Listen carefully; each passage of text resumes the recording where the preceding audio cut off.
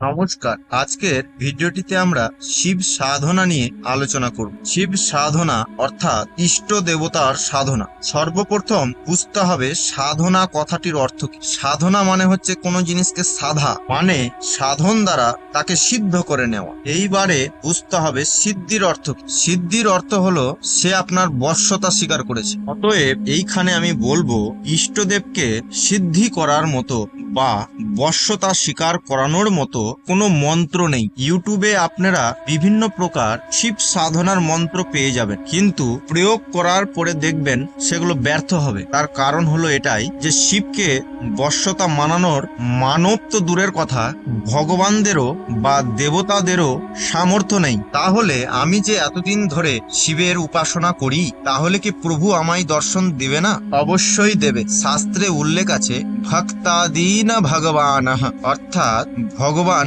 ভক্তের ভক্তিতে বিলীন হয়ে যায়। শিব গীতাতেও বলেছেন যে যেতামাং প্রবর্তন্তে তং তথাইবি ভজম্মহম মমো বর্তানি বর্তন্তে, অর্থাৎ যে আমাকে মনে প্রাণে ভজনা করে, ভক্তি করে, আমি তার মধ্যে বিলীন হয়ে যাই। অর্থাৎ ভক্তির দ্বারা ভগবান বশ্যতা স্বীকার করে। এইবারে যারা কৃষ্ণ মন্ত্রে দীক্ষিত নিয়েছেন তাদের উদ্দেশ্যে বলি, কৃষ্ণ মন্ত্রে দীক্ষিত হওয়ার অর্থ হলো এটাই যে আপনি বৈষ্ণব। আচ্ছা, আপনি বলুন তো সবচেয়ে বড় বৈষ্ণবকে? শাস্ত্রে বলছে নিম্নে গানং যথা গঙ্গা দেব নাম অচ্যুত যথা বৈষ্ণবানং যথা শম্ভু পুরাণং নামিন্দং তথা, অর্থাৎ শিবের থেকে বড় কোনো বৈষ্ণব নেই। সেই পরম বৈষ্ণবকে সিদ্ধি করা তো দূরের কথা, তার কৃপা লাভ করাই যথেষ্ট।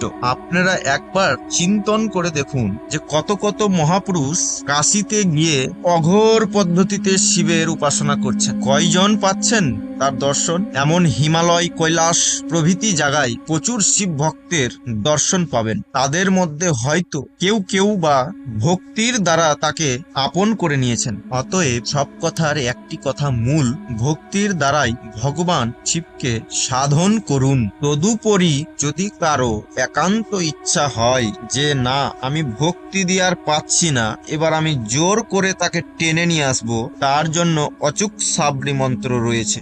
মন্ত্রটি হলো ওম ধ্যায়ানিতং মহেশং রজত গিরিনিবং চারু চন্দ্রবতং সংরত্ন কল্পো জলঙ্গ পরশু মৃগ বড়াভীতি হস্তং প্রসন্নং পদ্যাশিনং সমস্ততাত স্ততমর গণৈর ব্যগ্রকিতং বসনং বিশ্বতং বিশ্ববিজনং নিখিল ভয়হরং পঞ্চবক্রং ত্রিনেত্রম এষগন্ধ ওং নমঃ শিবায় নমঃ ওং নমস্তেভ্যং বিরূপক্ষ নমস্তে দিব্যচক্ষুষৈ নমো পিনাকহস্তায় বজ্রহস্তায় वै नमः नमो त्रिशूलहस्ताय दंडपसासी पणै नमो त्रिलक्षनाथाय भूतानां पतये नमः शिवाय नमः। এই মন্ত্রের দ্বারা কিছুদিন ত্রিপ্রহর জাপ করিলে অবশ্যই মনের আশা পূর্ণ হবে। পরবর্তী ভিডিওতে আমরা মহাকালীর সাধন পদ্ধতি নিয়ে আলোচনা করব।